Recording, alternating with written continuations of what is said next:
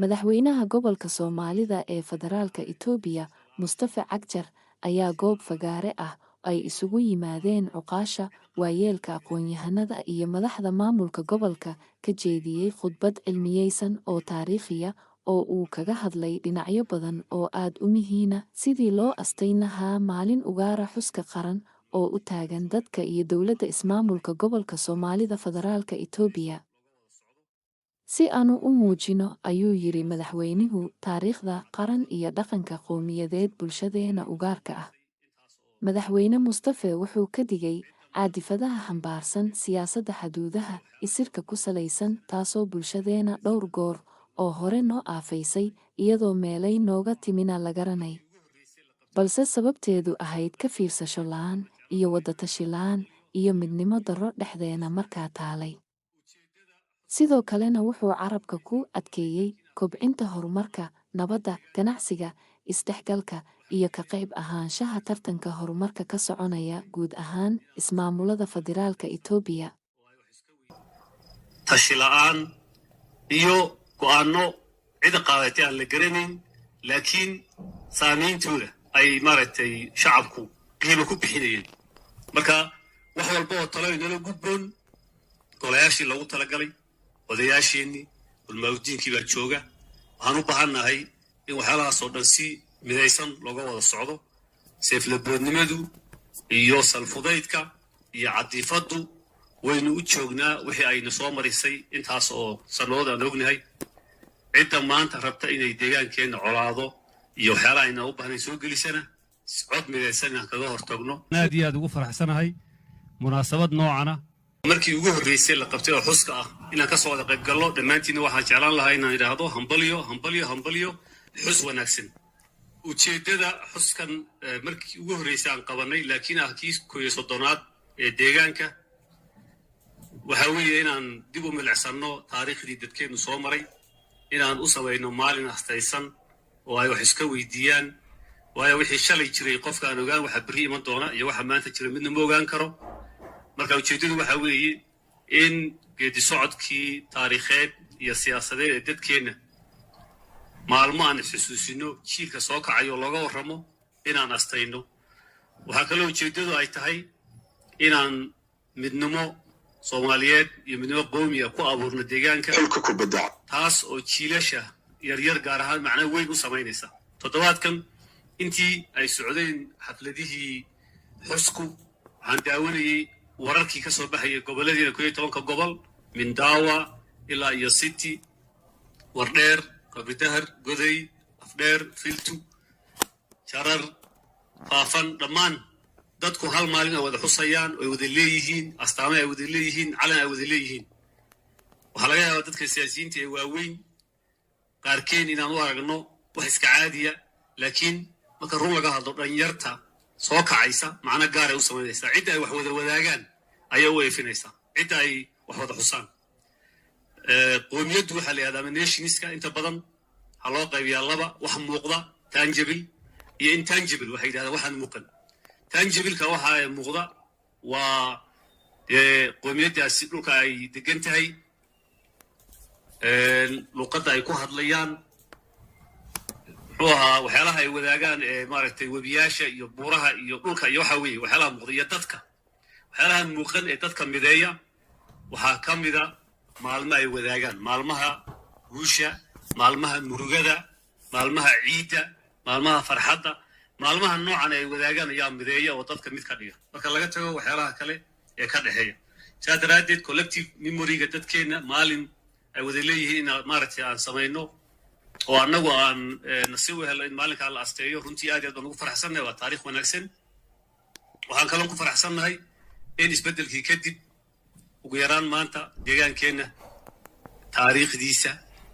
dhaqankiisa, diintiisa, astaamaha aynu jecelnahay inagu, magacyada aynu jecelnahay isu naqaano intuba inay noo hirgaleen.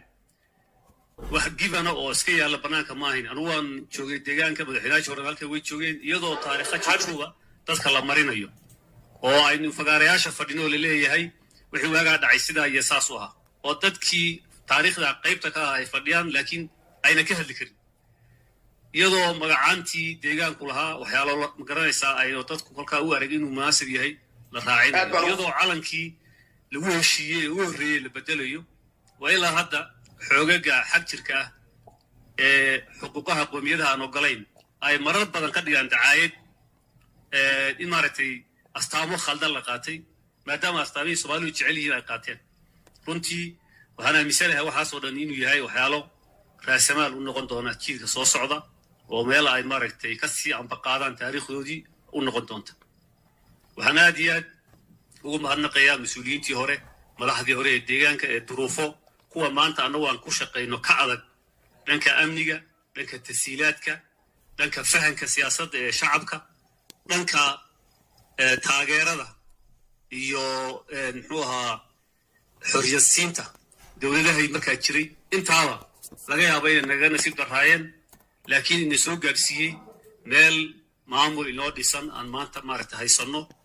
oo heerka aqoonta heerka dhaqaalaha heerka nolosha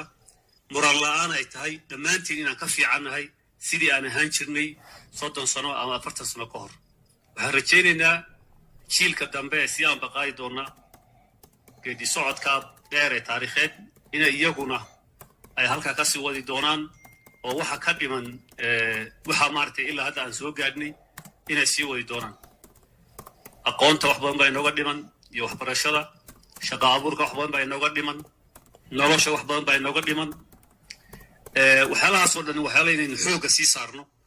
oo aynu sii horumarin oo dadka adduunka iyo kuwa dalkaba aynu la jaan qaadno oo qeyrka wax la qabsano lanaga sugayo wey marka waxaan ku boorinayaa dhammaan hogaaminta iyo cid walba in ay maskaxda ku hayaan mas-uuliyadda ay hayaan ee ummadda u hayaan iyo waxyaalaha laga sugayo iyagu inay yihiin kuwii haddii bulshada ay horey u hogaamiyaanna bulshada ay dhaqaaqayso haddii tafaraaruq iyo isqabsi ay ku abuuraanna bulshada ay dib u dhacayso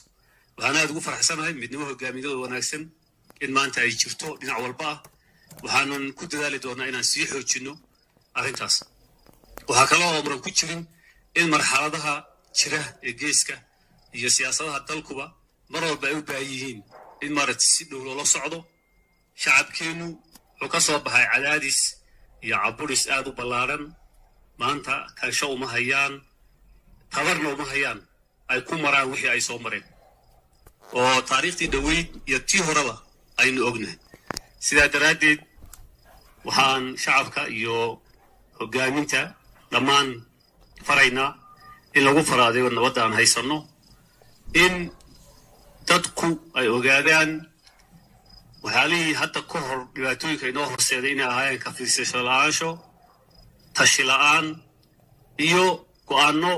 cida qaadatay aan la garanayn laakiin saameyntooda ay maaragtay shacabku qiimo ku bixinayeen marka wax walba oo talo inala gudboon golayaashii loogu talagalay odayaasheennii ulmaawdiinkii baa jooga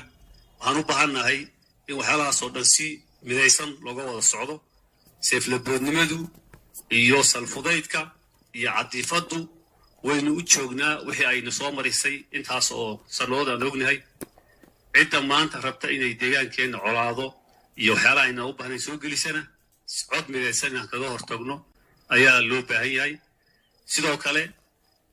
cidda rabta inay caburis iyo muxuu ahaayey xuquuqaha ayn haysanno ay kala dhantaaltana iyadana si midaysan in laga soo horjeedsado oo maaragtay cid walba